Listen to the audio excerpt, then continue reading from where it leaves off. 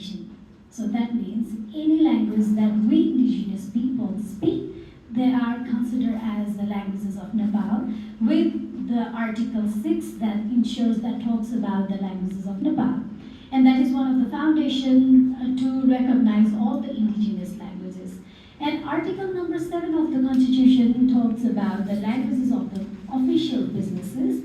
That also shows that Nepali language in Devanagari script shall be the language for the official use in Nepal. It's about federal system.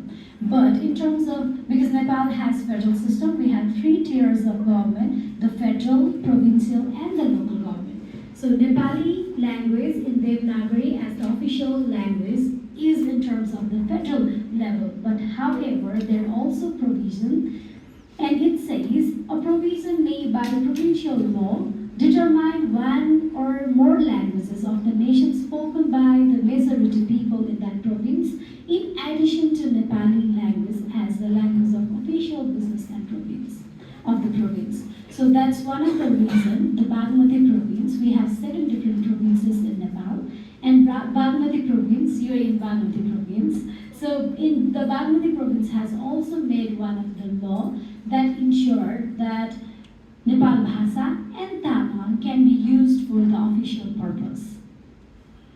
Because the majority of the Bagmati province, people, it's Nepalbhasa spoken and also Tamil Bhasa spoken people, so those 2 languages have been incorporated as the official language that can be used in Bagmati province. And Article number 18 talks about the right to equality. So in terms of right to equality too, there has been, the issue of language has been ensured. And it says that if there is any discrimination on the basis of origin, religion, caste, tribe, sex, economic condition, and ideology, and not just that, but also if there is any discrimination in terms of the language, that is considered as the breakage or the beyond the law of Nepal. So we cannot discriminate in terms of language. If we have different accent, and if people make fun of it, then, or make any kind of discrimination, then it's against the law. And right to education, so in terms of the right to education, the part of the language has also addressed, it's every Nepali community living in Nepal shall have the right to gain education in their mother tongue. And for that purpose, people can actually operate and open schools where they can have education in their own mother language. So there is a provision that we can open and operate school which can actually provide the education in different mother languages. And next is Article number 32 that talks about the right to education, right to language and culture. So every person and community shall have right to use their own language. Nobody can force you to use any specific language because you have right to use your own mother language or any language that you want. And every person and the community shall have the right to participate in the cultural life of the community, and every Nepali community shall have right not just to use but also to preserve and promote language, scripts, culture, civilization, and also the heritages. So Kalizatra is using that rights. And also Bakmaninua is also using that rights. The right talks about language and culture. So you have all the rights to promote and also preserve your language, your culture, and also teach your languages to others. And Article number 51 talks about the policy relating to the social justice and inclusion. Even in terms of social justice and inclusion, the right to language is ensured by providing, so it ensures that you can use mother language in education up to secondary level by providing resources and also teacher for the same. And on the basis of which a lot of schools are actually promoting and also giving classes in their own mother language in different indigenous languages, and also they're providing resources and teacher at the same time. And next is one of the important article of Constitution of Nepal is Article 287 that ensures language commission. So its mandate to establish language commission by the country, by the government, within 1 year of commencement of the constitution. So we already have language commission in Nepal, and language commission actually focuses on determining the criteria for recognition of the official languages.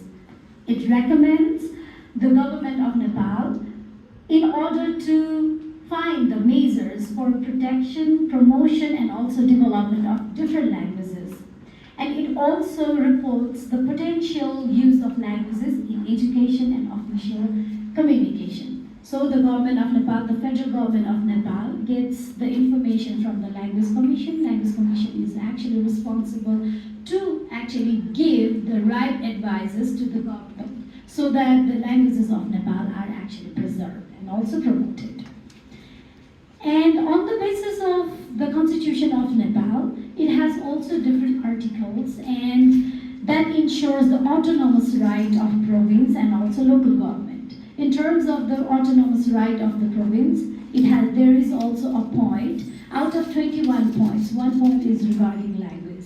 So it says that the province can determine other languages as the official language on the basis of the majority of people they live in that province. At the same time, even for the local government, the autonomous right has been given to ensure that we can promote our languages, the local languages, and we can also incorporate local languages in our education. Those two steps has been very useful in terms of implementing different activities and programs to promote the languages.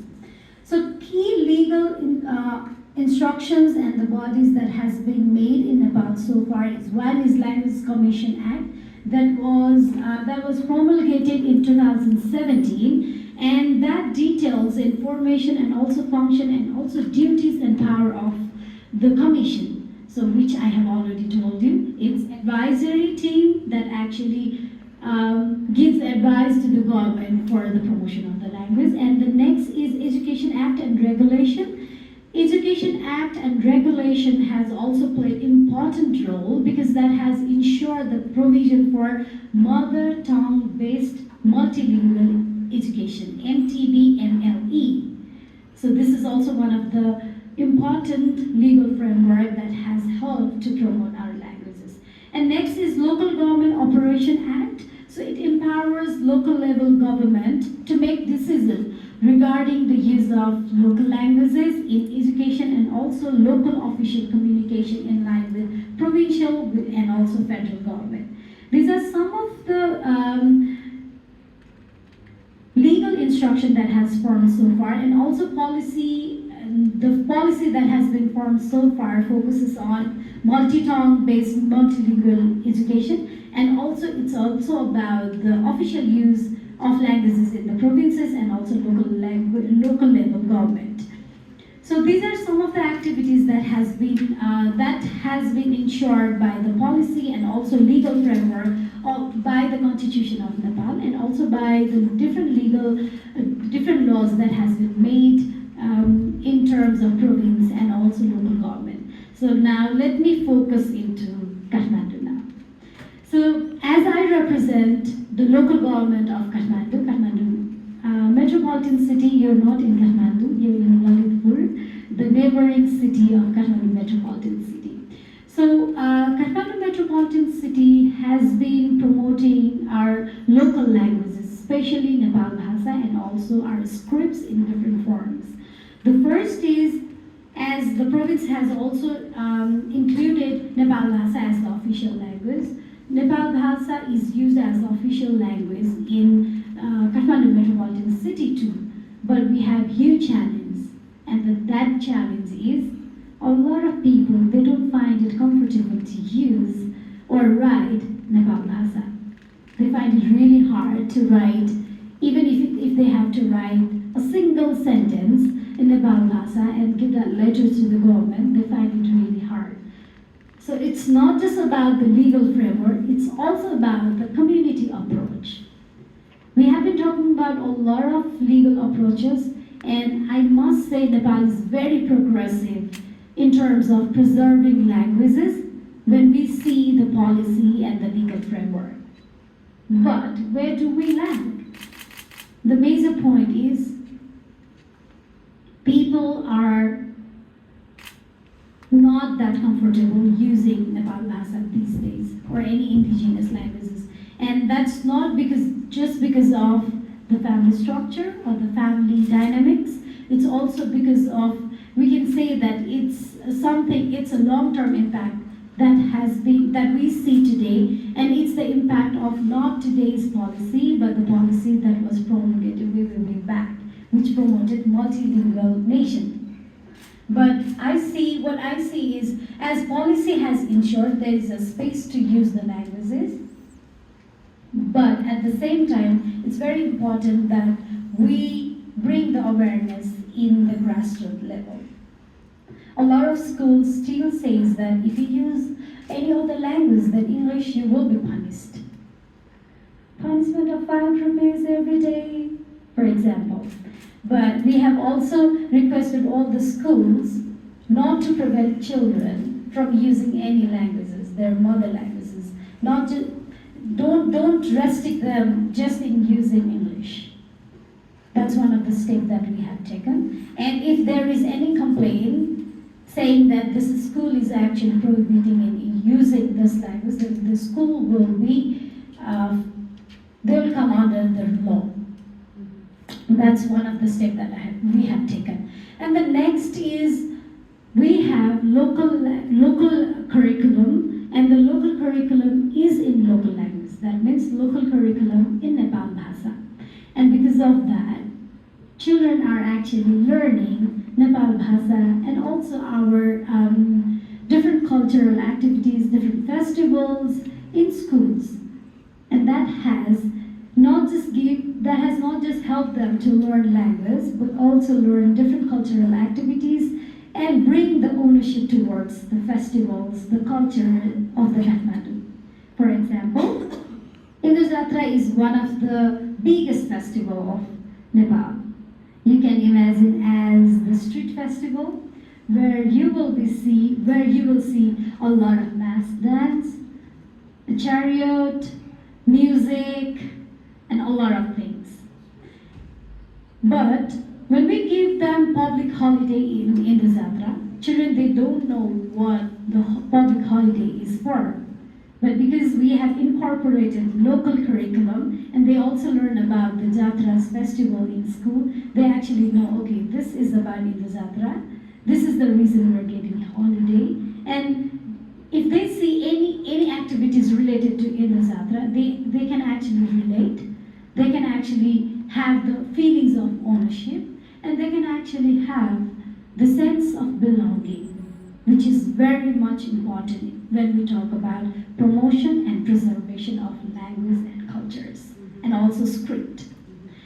And so to implement the local curriculum in local language, we have recruited 172 Nepalbhasa teachers. So before implementing that policy or bringing that program, there used to be a very popular narrative. That was like, what's the point of using our indigenous languages at home? We don't get money out of it. We don't get job out of it. But now, if you are good in Nepalbhasa, if you have knowledge about the culture heritages, then you can actually have job. That's one of the shift of the narrative that has that we can see in terms of implementing the program. Because of that, a lot of people are now more attracted to learn Nepalbhasa. And even we see that result in universities. There used to be complaint in universities that there are no students, there are very less students showing their interest to learn Nepalbhasa, to learn the indigenous languages. But because of one policy, we can see a lot of students actually going there to learn, have their education, formal education in university in languages. And it's not just about new students, it's also about the teachers who are now working in schools and teaching the local curriculum. They're also more interested to have their academic degree in languages. That's one of the impacts. So it's one policy but has a lot of impact. It not just has like the cultural impact or the social impact, but also the economic impact, because it's very important that we connect the steps, the work, the policy with economy, so that people see, people know, people find the purpose to learn, not just to learn, but that becomes a platform where they can also find a place to run their livelihood. That's economic part. So these are some of the activities or the initiatives that we have been doing in schools, and we're also giving regular teacher training program to the Nepalbhasa teachers. And even in school, they not just learn about the culture, they also learn how to write our traditional scripts. So among a lot of scripts, we teach them Nepal Lipi and Ranjana Lipi. I think you'll be learning Ranjana Lipi, right? Yes. Okay, you'll be learning Ranjana Lipi. You will feel like you're going back to your nursery class. You'll go back to your childhood, because that's one of the best feedback that we get in every workshop. You feel like going back to childhood, because now you will learn how to hold pen, you will learn how to write. It's not just about creative activity, but also the fun that you will have. So that's one of the part children are learning in schools.